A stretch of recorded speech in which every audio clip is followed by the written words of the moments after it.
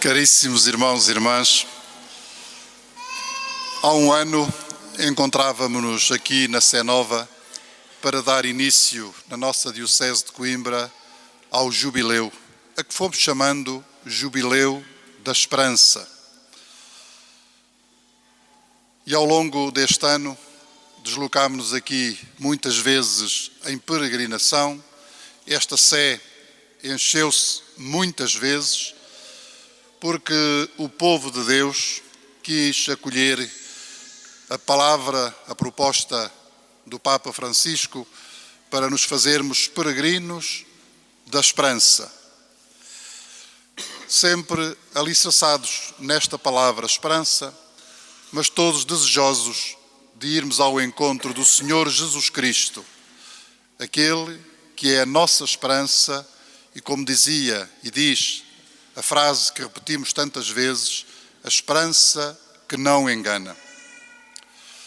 Muitas vezes, por isso, podemos olhar para este crucifixo aqui presente, que foi para nós ao longo de todo o ano um símbolo, o símbolo maior, em forma de âncora, com Jesus o Cristo coroado, com a sua túnica, a cintura apertada e, ao mesmo tempo, com os olhos cerrados de forma serena e de braços abertos, o Cristo vivo que passou pela morte, o Cristo cuja esperança não engana. E foram muitas as pessoas, efetivamente, que tiveram a possibilidade de fazer este percurso, esta peregrinação, não só aqui, mas como foi dito há pouco, passando pelos momentos de preparação nas suas paróquias, nas suas unidades pastorais. De tal maneira que hoje é o dia da ação de graças, exatamente neste domingo da Sagrada Família, que nos traz um conjunto muito vasto de inspirações, algumas das quais gostaria de colher a partir da palavra do Evangelho e desta circunstância que estamos a viver para vos propor. É o domingo da Sagrada Família. E a Sagrada Família, de facto, é profundamente inspiradora para toda a comunidade humana, mas de modo muito direto, especial e explícito para nós, comunidade cristã, homens e mulheres marcados pela fé. Em primeiro lugar, porque é família. Família que caminha, família que progride, família de pessoas que se amam, que se querem bem, que são solidárias, famílias que estão disponíveis em cada um dos seus membros a tudo fazer para que não falte nada daquilo que é essencial, especialmente o amor a cada um dos seus membros, a cada um dos seus filhos e filhas. E o primeiro grande dom da família, para além desse amor que une os esposos e que tem de ser bem fundamentado, bem sedimentado naquilo que é a condição humana de homem e mulher voltados um para o outro, numa atitude de doação, mas também sedimentado nos caminhos de reconhecimento do amor de Deus. O grande dom que vem logo a seguir é com certeza o dom da vida, porque a família significa vida, disponibilidade para a vida, abertura à vida. Foi por isso que quisemos, caríssimos irmãos e irmãs, que estivessem hoje presentes aqui as crianças nascidas ou batizadas, quem sabe algumas nascidas e batizadas no ano jubilar, no ano santo, no ano da esperança. Porque a vida que está em cada uma destas crianças e que é fruto do amor destes pais e do amor de Deus, é com certeza o sinal maior que Deus nos quis deixar para que demos continuidade não só à humanidade, mas a uma humanidade marcada pelo amor à vida, por este desejo de dar continuidade ao projeto criador de Deus, que é o projeto melhor, mais belo que nós conhecemos, juntamente com o projeto redentor de Deus. E a vida das vossas crianças, a vida dos vossos filhos, precisamente neste contexto do ano jubilar e neste domingo da Sagrada Família, dá um sabor especial à nossa celebração e alimenta a esperança não só da vossa casa, mas a esperança da Igreja, que gera novos filhos, e a esperança do mundo, de uma humanidade que tão carecida está de amor, que às vezes se manifesta precisamente essa carência na diminuição da vida, na diminuição do cuidado pela vida, não só nesta vida agora nascente, como na vida ao longo dos anos e inclusivamente às vezes na ausência de cuidado pela vida doente, pela vida dos idosos, pela vida daqueles que são mais deserdados e que perderam porventura a possibilidade de alimentar dentro de si essa esperança que não engana e que não morre. Demos, por isso, continuidade a este dom da vida e muito obrigado pela vossa presença a testemunhar que a esperança pode sempre nascer, renascer, ter continuidade no nosso mundo e ela revela-se particularmente na abertura ao dom da vida. O segundo aspecto importante que tem a ver com a vida das nossas famílias é com certeza esta realidade do cuidado com a educação e com o crescimento daqueles que vão sendo gerados pelo amor dos seus pais. A educação das crianças, dos adolescentes, dos jovens. E a educação humana e integral, e inclusivamente gostaria de ressaltar a importância da educação na fé.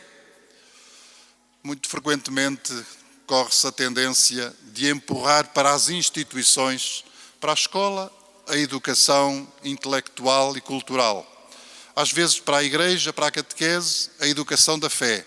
Para a sociedade, a educação na cidadania, etc, etc. E é evidente que tudo isso tem de funcionar bem, deve funcionar bem, porque são auxílios inestimáveis para que este percurso da educação das crianças, dos adolescentes e dos jovens possa acontecer. Mas todos sabemos que é absolutamente essencial o modo como as famílias realizam a sua missão de educar,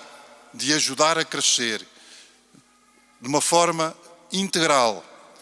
no que diz respeito aos valores da cidadania, aos valores éticos e morais, aos sentimentos interiores que se alimentam em relação a Deus, em relação aos outros, em relação ao próximo.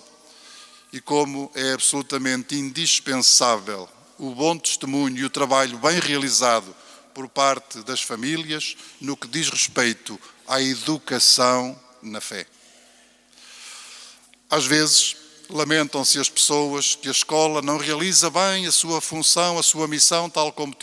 tinham pensado, e pode acontecer. Queixam-se também que a sociedade fomenta e fornece muitos elementos que são até nocivos e prejudiciais para o crescimento adequado das crianças, dos adolescentes e dos jovens. Também é verdade. Queixamos-nos até do Estado que não realiza sempre a sua missão de forma mais adequada. Também pode ser verdade. E alguns queixam-se também que a Igreja não tem esta capacidade de acolher as pessoas, de atrair os jovens, de tornar felizes as crianças no seu seio, na catequese, nas celebrações, etc. E também pode ser verdade. Mas nunca podem esquecer que nada disso pode dispensar-vos a todos vós, a todos nós, sejamos pais, sejamos avós, sejamos tios, sejamos familiares, sejamos sociedade, de realizar bem a nossa função e a nossa missão, inclusivamente no que diz respeito à transmissão da fé, à comunicação da fé, a alimentar a fé em Jesus Cristo, que é a nossa esperança e a esperança que não engana, e o seio familiar, como sabemos, é absolutamente indispensável. Há ainda um outro aspecto relativo à missão e ao papel da família que gostaria de vos deixar, e que nasceu um pouco da escuta de um testemunho que há pouco aqui foi dado por uma senhora que tem estado a sofrer as consequências de uma doença grave, mas que felizmente está, pensamos, a ser tratada de forma adequada e que está a progredir no caminho da saúde. Mas há tantos outros casos de homens e mulheres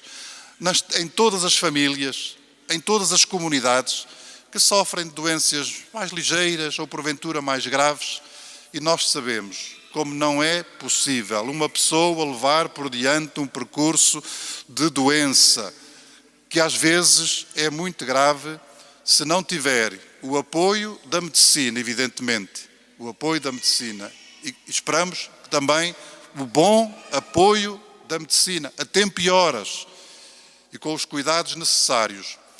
Mas tudo isso não é suficiente para aguentar a confiança na vida e a esperança no futuro sem haver ao lado uma família que acompanha, que é solidária, que está em comunhão, que ajuda, que ama e que manifesta de todas as formas possíveis e imaginárias. Aqui está alguém sempre ao teu lado. Que não falte em nenhuma família esta solidariedade, este espírito de comunhão e este amor de uma forma muito especial nas situações difíceis, sejam elas do foro psíquico, sejam elas do foro físico, porque nessa altura é sempre necessário, mas nessa altura é absolutamente indispensável que haja ali uma presença familiar segura, forte, amiga, que torna possível levar por diante situações absolutamente dramáticas, como são aquelas que algumas doenças provocam, tanto no corpo como no espírito daqueles que delas sofrem. Ouvíamos que Jesus, Maria e José se puseram a caminho, numa situação igualmente dramática. Puseram-se a caminho os três, juntos, de uma forma solidária.